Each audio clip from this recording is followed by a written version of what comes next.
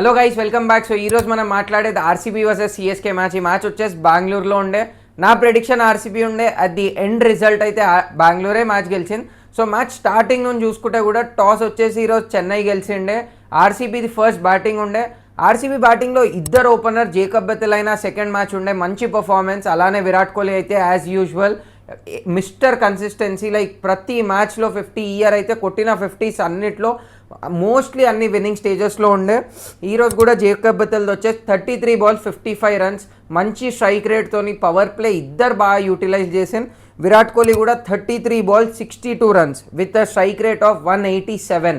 Like ఇంకా Jacob Bethell కంటే ఎక్కువ విరాట్ కోహ్లీది ఉంది. 187 విరాట్ కోహ్లీది అయితే జేకబ్ బెథెల్ది 166 స్ట్రైక్ రేట్. ఇక్కడ నుంచి ఎప్పుడైతే చెన్నై లైక్ మ్యాచ్లోనే లేదు ఈజీగా 230 240 ప్లస్ ఈరోజు వెళ్ళొచ్చు అని అనిపించిందో, దాని తర్వాత వీళ్ళిద్దరు వికెట్స్ వచ్చినాక మిడిల్ ఆర్డర్ వచ్చేసి పడికల్ది పర్ఫార్మెన్స్ రాలేదు ఈరోజు. 15 balls 17 runs. పట్టిదర్ది యాజ్ ఎ క్యాప్టెన్ కూడా లైక్ ఇనిషియల్ స్టేజెస్ ఆఫ్ ఐపీఎల్లో అప్పుడైతే వచ్చేది. బట్ ఈ రీసెంట్ ఫామ్ అయితే అంత మంచిగా నడుస్తలేదు. ప్రతి మ్యాచ్లో లైక్ కన్వర్ట్ చేయలేకపోతుండే, 1-2 షాట్లు కొడుతుండే కానీ అది కన్వర్ట్ అవ్వట్లేదు. ఈరోజు కూడా 15 balls 11 runs, అసలు 100 కూడా లేదు స్ట్రైక్ రేట్. మళ్ళీ జితేష్ శర్మ 8 balls 7 runs.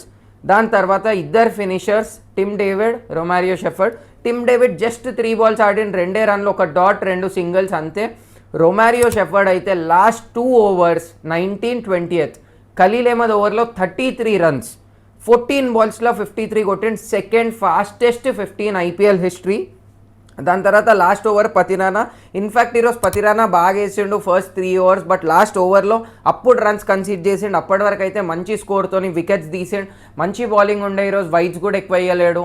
అలానే ఏవైతే ఈరోజు యార్కర్స్ ట్రై చేస్తుండో అవి కరెక్ట్ ప్లేస్ అవుతుండే. అలానే బౌన్సర్స్ ప్రతి బ్యాట్స్మెన్కి ఒక ప్లాన్తో వచ్చిండే పతిరానా. ఈరోజు పతిరానా లైక్ ముందు మనకు లాస్ట్ ఇయర్ వరకు ఎలా ఉండేనో చెన్నైకి డెబ్యూ అయినప్పటి నుంచి పతిరానా బౌలింగ్, ఈరోజు అట్లా ప్రాపర్ పతిరానా బౌలింగ్ అనిపించింది.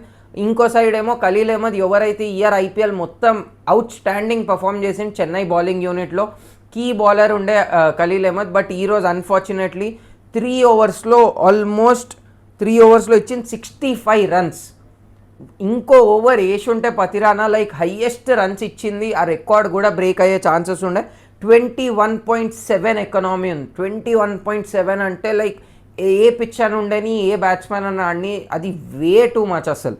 ఓవరాల్గా చెన్నై బౌలింగ్ యూనిట్ కూడా ఒక స్టేజ్లో 159 వరకు 160 వరకు ఉన్నప్పుడు ఆర్సీబీ ఏ స్కోర్ అయితే 240 అనిపించిందో అక్కడ నుంచి కంబ్యాక్ చేసిండ్రు, రన్స్ ఆపినరు, వికెట్స్ తీసిండ్రు. బట్ ఆ last 2 overs at the end of the day match call చేసింది చెన్నైకి. ఆ 2 overs ఏదైతే రొమారియో షెఫర్డ్ హిట్టింగ్ చేసిండు, ఖలీల్ అహ్మద్లో 33 runs, మళ్ళీ పతిరానా దాంట్లో బౌండరీస్ వచ్చేయడం లాస్ట్ ఓవర్లో. ఓవరాల్గా ఆర్సీబీ ఎండ్ చేసిన 213 214 టార్గెట్ ఉండే. దీనికంటే ముందు ఆర్సీబీలో హయ్యెస్ట్ చేజ్ అయిన 213 ఇప్పటివరకు త్రూ అవుట్ ఐపీఎల్ హిస్టరీలో అదే హయ్యెస్ట్ చేజ్ ఆ గ్రౌండ్లో బెంగళూరులో. బట్ ఈరోజు ఎప్పుడైతే 214 ఉండే, ఆల్మోస్ట్ ఫస్ట్ ఇన్నింగ్స్ అయినాకైతే లైక్ చెన్నై ఇక్కడ మ్యాచ్లోనే లేదు అన్నట్టు ఉండే. బికాజ్ వీళ్ళు ఈ ఇయర్ ఆడే క్రికెట్ చూస్తే అయితే అసలు ఛాన్స్ కూడా ఉందా చెన్నైకి ఏమైనా మ్యాచ్లో చేయనికని ఉండే. But today at the end of the day tables turn అయింది. Chennai opener Ayush Mhatre, youngster 17-year-old, 94 runs from 48 balls, 9 fours 5 sixes, 196 strike rate. Almost crazy hitting ఉండే. మంచిగా ఆడిండు. మెరిట్ ఆఫ్ ది బాల్ ఆడాడు. ఒక ఓవర్ అయితే భువనేశ్వర్ది పవర్ ప్లేలో ప్రతి ball boundary కొట్టాడు. 5 4 ఉండే, 1 6 కొట్టాడు అందులో. అది కూడా ఆ ఓవర్ కూడా బాగా ఆడాడు. బట్ ఇంకో ఓపెనర్ అలానే షేక్ రషీద్ కూడా ఒక యంగ్స్టర్. బట్ ఫస్ట్ మ్యాచ్లో చూపించిన ఆ షాట్స్ అయినా లేదంటే ఆ కేపబిలిటీ ఉంది ఈ స్టేజ్లో ఐపీఎల్లో ఆడడం అని, అది ఇప్పటివరకు కన్వర్ట్ చేయలేకపోయింది అసలు. దాని తర్వాత ప్రతి మ్యాచ్లో రన్ బాలే ఉండే, లేదంటే మ్యాక్సిమం ఒక 2-3 runs ఎక్కువ కొట్టడం, 15 balls 18 runs అని అలానే ఉండే. ఒక్కటి కూడా పెద్ద స్కోర్కి కన్వర్ట్ చేయలేకపోయింది. ఈరోజు కూడా 11 balls 14 runs అవుట్ అయిపోయింది. దాని తర్వాత శామ్ కరన్, మన పంజాబ్ మ్యాచ్లో ఎవరైతే హయ్యెస్ట్ రన్ స్కోరర్ ఉండేనో చెన్నైకి, ఈరోజు Sam Curran 5 balls 5 runs out అయ్యాడు. బట్ జడేజా వచ్చిండు 45 balls 77 runs not out. Unfortunately match finish చేయలేదు, దాని గురించి మళ్ళీ వద్దాం. 2 6లు కొట్టిండు, 8 fours 172 strike rate. Almost healthy strike రేట్తో ఆడిన జడేజా కూడా లైక్ ఎప్పుడు ఇట్లయితే ఆడాడు జడేజా ఇంత పెద్ద ఇన్నింగ్స్.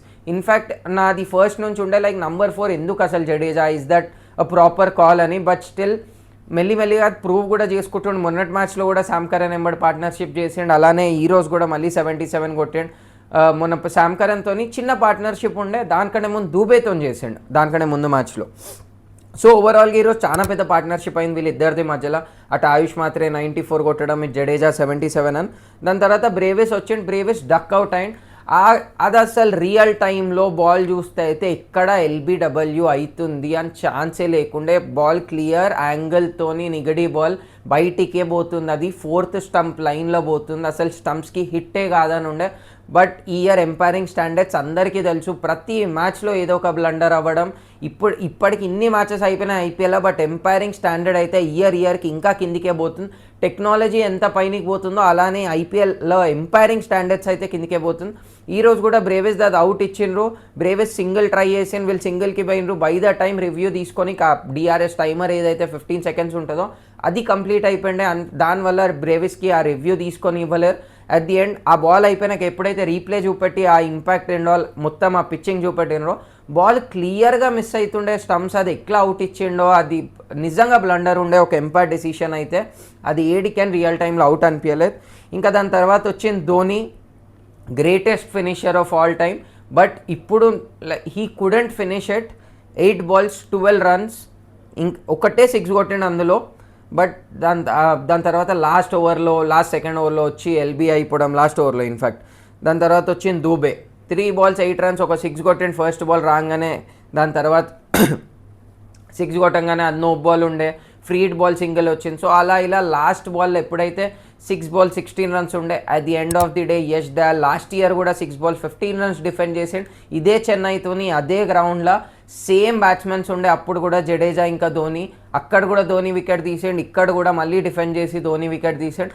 ఆర్సీబీ బౌలింగ్కి కూడా వస్తే భువనేశ్వర్ చాలా రన్స్ లీక్ చేసిండు ఆ ఒక్క ఓవర్లో, మళ్ళీ లాస్ట్ సెకండ్ ఓవర్లో ఇచ్చాడు. బట్ వేరే 2 overs అయితే మంచి కంబ్యాక్ చేసిండు భువనేశ్వర్. కృణాల్ బాగా వేసిండు.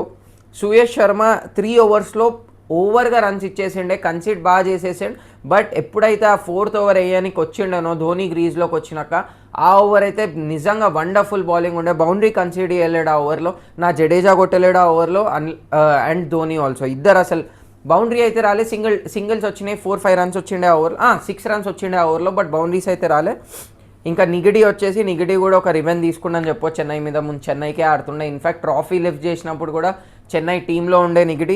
4 overs 30 runs 3 wickets. వీళ్ళు ఓవరాల్గా తీసింది 5 wickets, దాంట్లో 3 wickets తీసింది నిగిడి. ఒకటేమో మన కృణాల్ పాండ్యా, ఇంకోటేమో యష్ దయాల్. సో ఇప్పుడు ఓవరాల్గా కంప్లీట్ మ్యాచ్ చూసుకుంటే, ఫస్ట్ మ్యాచ్ స్టార్ట్ అయినప్పుడు ఆర్సీబీ బ్యాటింగ్ ఉన్నప్పుడు ఒక రేంజ్లో నడుస్తుండే. ఆడ నుంచి మళ్ళీ చెన్నై కంబ్యాక్ చేసింది, వికెట్ తీసింది, స్కోర్ కూడా ఆపాను. మళ్ళీ రొమారియో షెఫర్డ్ ఎండింగ్లో ఆ 2 overs వచ్చి ఆ హిట్టింగ్ చేసి అంత పెద్ద టార్గెట్ పెట్టడం. అక్కడ నుండి మళ్ళీ ఆర్సీబీ బ్యాక్ ఇన్ గేమ్ ఉండే. సెకండ్ ఇన్నింగ్ స్టార్ట్ అయింది, వికెట్ వచ్చినాక కూడా ఆబ్వియస్గా ఆర్సీబీది అప్పర్ హ్యాండ్ ఉండే. ఫస్ట్ 3 overs రన్స్ కూడా రాలే పవర్ ప్లేలో చెన్నైకి. బట్ అక్కడ నుంచి ఎప్పుడైతే ఆయుష్ మాత్రే స్టార్ట్ అయింది బ్యాటింగ్, ఇంకా అక్కడ నుంచి మళ్ళీ జడేజా పార్ట్నర్షిప్ అని ఇద్దరు బిల్డ్ చేసుకుంటా 171 వరకు అయితే వాళ్ళిద్దరే ఆడింది. అంత పెద్ద స్కోర్ వెళ్ళిపోయినాక ఇక్కడ నుంచి అయితే ఇంకా అయిపోయింది, ఈజీ చేసేలే చెన్నైకి అనుకుంటే. 24 balls 44 runs ఉండే. అక్కడ నుంచి మళ్ళీ ఆర్సీబీ కంబ్యాక్ చేయడం, అందులో ఆర్సీబీ క్యాచ్ డ్రాప్ చేసి మళ్ళీ చెన్నైకి మ్యాచ్ ఇవ్వడం. మళ్ళీ అక్కడ నుంచి ఎప్పుడైతే ధోని వచ్చిండు, ఇంక ఈ నుంచి అయితే మ్యాచ్ ఓడిపోమనుకుంటే అన్ఫార్చునేట్లీ ధోని కూడా అవుట్ అయిపోయింది. లాస్ట్ ఓవర్ వరకు ఆ డాట్స్ అవ్వడం, సుయేష్ శర్మ బాల్ మంచిగా వేసిండు మధ్యలో ఒక ఓవర్, అది లాస్ట్ ఓవర్ 6 balls 16 runs. మళ్ళీ యష్ దయాల్ సేమ్ లాస్ట్ ఇయర్ది రెప్లికేట్ చేసి డిఫెండ్ చేసిండు. Like unbelievable match, one of the best match ఉండే ఇయర్ ఐపీఎల్ది. అండ్ ఇంకా చెన్నై గురించి వచ్చేస్తే, చెన్నై ఆబ్వియస్గా ఎలిమినేట్ అయిపోయిన వాళ్ళకి పాయింట్స్ వచ్చినా రాకపోయినా ఏం ఫరక్ పడేది లేదు. బట్ నెక్స్ట్ ఇయర్ కోసం ఆ ప్లేయర్స్ని అయితే రెడీ చేసుకుంటున్నారు. ఇప్పుడు ఇంకొక లైక్ దీపక్ కూడా ప్లేస్లో ఇప్పుడు కూడా వంశ్ బేదికి ఛాన్స్ ఇస్తే, ఎలా అయితే ఆయుష్ మాత్రే పర్ఫామ్ చేస్తుండ్రు, ఎలా అయితే షేక్ రషీద్కి ఛాన్సెస్ ఇస్తుండ్రో, సో మేబీ వంశ్ బేదికి కూడా ఇప్పుడైతే ఇంకా 3 matches ఉన్నాయి. ఇప్పుడు ఛాన్సెస్ ఇస్తే మేబీ నెక్స్ట్ ఇయర్కి గ్రూమ్ అవుతాడు ప్లేయర్. ఆ ప్రెషర్ సిచ్యువేషన్స్ అంటే ఐపీఎల్ అట్మాస్ఫియర్లో ఆడడం, ఆ ప్రెషర్ ఎలా ఉంటుంది, అట్లీస్ట్ దానికి మొత్తం ఆ ప్రెషర్లో ఆడి ఆ ప్రెషర్లో పర్ఫామ్ చేసి, ఇన్ కేస్ పర్ఫామ్ చేయకపోయినా, ఇప్పుడు షేక్ రషీద్ కూడా పర్ఫామ్ చేయలేడు ఇప్పటివరకు, ఆ పెద్ద ఇన్నింగ్స్ రాలేదు, కన్వర్ట్ చేయలేకపోయాడు. బట్ అట్లీస్ట్ ఆ ఎక్స్పీరియన్స్ అయితే వస్తుంది, మేబీ అది నెక్స్ట్ ఇయర్కి కన్వర్ట్ చేయవచ్చు. సో వంశ్ బేదికి కూడా అలా ఛాన్స్ ఇస్తే, బికాజ్ నెక్స్ట్ ఇయర్ దీపక్ కూడా మళ్ళీ టీంలో ఉంటాడా అంటే అది హైలీ డౌట్. ఉండదు కూడా ఫస్ట్ ఆఫ్ ఆల్. ఇప్పుడు పెట్టుకుంటే అది ఇంకో బ్లండర్ చెన్నై నెక్స్ట్ ఇయర్ కూడా మోస్ట్ ప్రాబ్లీ ఉండడు. లేకపోతే ఆబ్వియస్గా ప్లేస్లో వంశ్ బేది ఆడాలి. వంశ్ బేది ఆడాలంటే ఇంకా next year in case Dhoni ఆడకపోతే ఫినిషర్ రోల్ కూడా ఉంది. సో అక్కడ వంశ్ బేది వచ్చి ఈ 3 మ్యాచెస్ యూటిలైజ్ చేసి మొత్తం 3 మ్యాచ్లో డక్అవుట్లు అయినా పర్వాలేదు, బట్ అట్లీస్ట్ అర్థమవుతుంది తప్పేం చేస్తుండు, కరెక్ట్ ఏం చెయ్యాలి అని. నెక్స్ట్ ఇయర్కి అది హెల్ప్ అవుతుంది. సో ఇలాంటి చేంజెస్ చెన్నై చేస్తే బెటర్. అండ్ ఇన్ఫ్యాక్ట్ ఈరోజు చెన్నై ఆడిన క్రికెట్ కూడా జబర్దస్త్ ఉండే. ఇన్ని మ్యాచెస్ అయినాయి, ఇన్ని మ్యాచెస్లో చెన్నై లైక్ ఒకటే కన్సర్న్ ఉండే, మ్యాచ్ ఓడిపోతే ఓడిపోయిన, 1 bad season 2 bad seasons it's fine. 5 trophies గెలిచిన team at the end of the day. But ఎప్పుడైతే ఓడిపోతుండ్రో అట్లీస్ట్ ఆ తప్పులు అయితే రెక్టిఫై చేయాలి. మళ్ళీ అవే సేమ్ మిస్టేక్స్ అదే ప్రతి మ్యాచ్లో అసలు ఇంటెంట్ లేకుండా ఎక్కడైనా 200 చేజ్లే 180 చేజ్ 170 చేజ్ ఉంటే ఆ ట్రై కూడా చేయలేకపోవడం. ఈరోజు అట్లీస్ట్ అంత పెద్ద టార్గెట్ ఉన్నా చేస్కి వెళ్ళినరు, మిస్ చేయలేరు match. At the end of the day hard luck ఓడిపోయినారు, బట్ స్టిల్ మంచి క్రికెట్ ఆడిన. అలానే ఆర్సీబీకి కూడా వస్తే ఒక టైంలో ఆర్సీబీది ఎప్పుడైతే చెన్నై చేజ్ చేస్తుండేనో అనిపించింది లైక్ ఈ 10th ప్లేస్లో ఉన్న టీంతో ఈ టైంలో ఆర్సీబీ ఓడిపోతుంది, ఇప్పుడు ఓడిపోతే వీళ్ళ కాన్ఫిడెన్స్కి ఏమవుతుందని.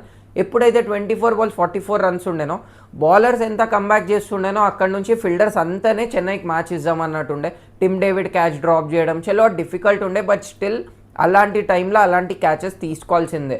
మళ్ళీ విరాట్ కోహ్లీ దగ్గర అయితే ఎక్స్పెక్ట్ చేయం మనం ప్రెజర్ సిచ్యువేషన్స్లో చోక్ చేయడం. అంత ప్రెజర్ సిచ్యువేషన్లో ఈజీ వచ్చిన క్యాచ్ అది వదిలేసి బౌండరీ ఇచ్చాడు. సో ఇలాంటి మిస్టేక్స్ అయితే ప్లే ఆఫ్లో చేస్తే like it will cost them in a hard way. ఆటోమేటిక్గా ఫైనల్ మిస్ అయిపోతుంది. ఎప్పుడైతే ఫ్యాన్స్ అందరు ఎక్స్పెక్ట్ చేస్తుండ్రు ఈ ఇయర్ ఎస్ ఆర్సీబీ కప్ లిఫ్ట్ చేయగలుగుతుందని, మళ్ళీ ప్లే ఆఫ్కి వెళ్ళి ఇలాంటి మిస్టేక్స్ చేస్తే అయితే ఆర్సీబీ లైక్ ఆబ్వియస్గా అది మళ్ళీ ఎవ్రీ ఇయర్ అయినట్టే అయిపోతుంది. ఫ్యాన్స్ వచ్చి ఈసాల కప్ నమ్మదే అనడం, మళ్ళీ ప్లేయర్స్ వచ్చి లైక్ విరాట్ కోహ్లీ కూడా రీసెంట్గా అయితే ఒక ఇంటర్వ్యూలో కూడా అన్నాడు we don't believe in our self అని. ఎప్పుడైతే వాళ్ళ లైక్ ఇదేమంటారు మన వాళ్ళ టీం నుంచి సోషల్ మీడియా మేనేజర్ మిస్టర్ నాక్స్ అని ఉంటుంది, ఆ చిన్న ఇంటర్వ్యూ ఉండే, అందులో విరాట్ కోహ్లీ అన్నాడు we don't believe in our self అని. ఎప్పుడైతే మిస్టర్ నాక్స్ అన్నాడు కప్ లిఫ్ట్ చేయగలరా అని. సో ఆ ప్లేయర్స్కి కూడా తెలుసు we come to the play offs, అక్కడ వచ్చి వీ బాటిల్ దెమ్ అప్ అని.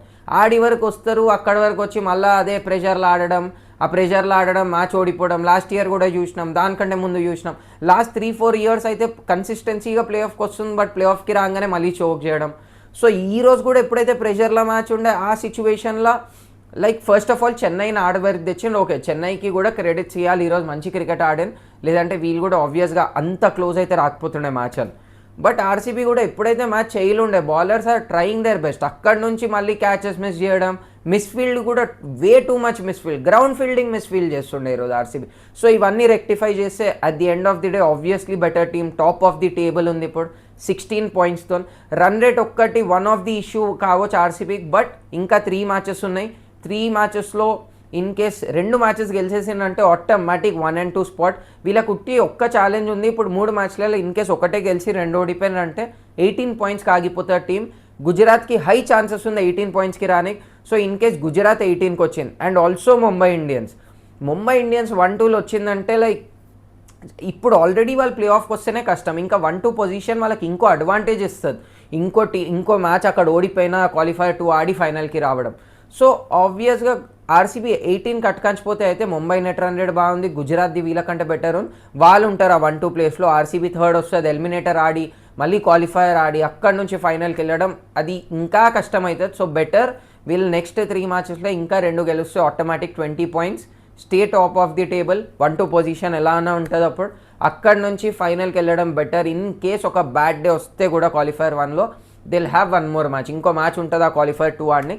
సో ఓవరాల్గా ఈరోజు మ్యాచ్ అయితే చెన్నై ఫ్యాన్స్ అక్కడ నుంచి వాళ్ళ పాయింట్ ఆఫ్ వ్యూ నుంచి చూసినా వాళ్ళు కూడా ఇట్లయినా కొంతమంది డిసప్పాయింట్మెంట్ ఉంటారు, లైక్ ఇంత క్లోజ్ వచ్చి మ్యాచ్ ఓడిపోయిన చెన్నై లైక్ ఆడి వరకు వచ్చి ఎక్కడైతే మ్యాచ్ ఈజీగా గెలవచ్చు అనుకున్నారో అక్కడి నుంచి మ్యాచ్ ఓడిపోయినాను. బట్ స్టిల్ అక్కడనే ఒక పాజిటివ్ సైడ్ కూడా ఉంది, ఇంత మంచిగా ఫామ్ అయితే అయిన టీం అట్లీస్ట్ ఇప్పుడు రిథంలోకి వస్తుంది, యంగ్స్టర్స్కి ఛాన్స్ ఇచ్చినాను. అలానే ఆర్సీబీ ఫ్యాన్స్ చూసుకుంటే కూడా ఏ స్టేజ్లో అయితే వీళ్ళు ఆల్మోస్ట్ చోక్ చేసేసినారో అక్కడి నుంచి కంబ్యాక్ చేయడం టీం. 24 balls 46 runs డిఫెండ్ చేయడం అన్బిలీవబుల్. యష్ దయాల్ కన్సిస్టెన్సీ కూడా లైక్ లాస్ట్ ఇయర్ సేమ్ అదే రెప్లికేట్ చేసాడు, మళ్ళీ ఈ ఇయర్ అన్బిలీవబుల్ ఉండే. ఓవరాల్గా ఈరోజు మ్యాచ్ అయితే జబర్దస్త్ అయింది. ఇంకా రేపటి మ్యాచ్కి వచ్చేసి మనం Sunday double header. First match వచ్చేసి కోల్కతా వర్సెస్ రాజస్థాన్. ఈ మ్యాచ్ వచ్చేసి కోల్కతాలో ఉంది, ఆబ్వియస్గా అప్పర్ హ్యాండ్ కోల్కతాకే ఉంది. బట్ ఇక్కడ ఎప్పుడైతే RR they have nothing to lose at the end of the day. అక్కడ జైస్వాల్ ఆడినా రేపు, లేదంటే వైభవ్ సూర్యవంశి మళ్ళీ ఒక అలాంటి సెంచరీ కాకపోయినా అలాంటి కన్సిస్టెన్సీ మెయింటైన్ చేసి మేబీ ఒక 30-40 ఆడ్ రన్స్ పర్ఫామ్ స్కోర్ చేసిన, అలానే జైస్వాల్ అయితే కన్సిస్టెన్సీగా 50s వస్తున్నాయి, రేపు మేబీ 70-80 స్కోర్ చేస్తే ఆబ్వియస్గా వాళ్ళకు కూడా ఛాన్స్ ఉంటుంది. బట్ నా ప్రెడిక్షన్ అయితే కేకేఆర్. మీ ప్రెడిక్షన్ ఏంటో కూడా కమెంట్ చేయండి. అలానే నెక్స్ట్ మ్యాచ్కి వచ్చేస్తే మనం Punjab versus Lucknow super Giants. ఇది వచ్చేసి ధర్మశాలలో ఉంది. ధర్మశాలలో ఫస్ట్ మ్యాచ్. పంజాబ్కి హోమ్ గ్రౌండ్ ఇది. బట్ రేపటి మ్యాచ్ది ప్రెడిక్ట్ చేయడం కూడా కష్టమే, బికాజ్ లక్నో ఉంది కింద, పంజాబ్ కంటే ఆబ్వియస్గా కింద ఉంది. లక్నో 10 మ్యాచెస్లో 5 గెలిచింది, 5 ఓడిపోయింది. పంజాబ్కి రేపు మోస్ట్ ఇంపార్టెంట్ మ్యాచ్, లక్నోకి కూడా ఇంపార్టెంట్. బట్ స్టిల్ పంజాబ్ రేపు గెలిచిందంటే ఇంకా automatically Lucknow almost out of the play of అయిపోతుంది. పంజాబ్ ప్లే ఆఫ్లో ఉండడానికి హై ఛాన్సెస్. సో నా ప్రెడిక్షన్ అయితే పంజాబ్. మీ ప్రెడిక్షన్ ఏంటో కమెంట్ చేయండి. అలానే ఈ వీడియో నచ్చితే please do like, share and subscribe.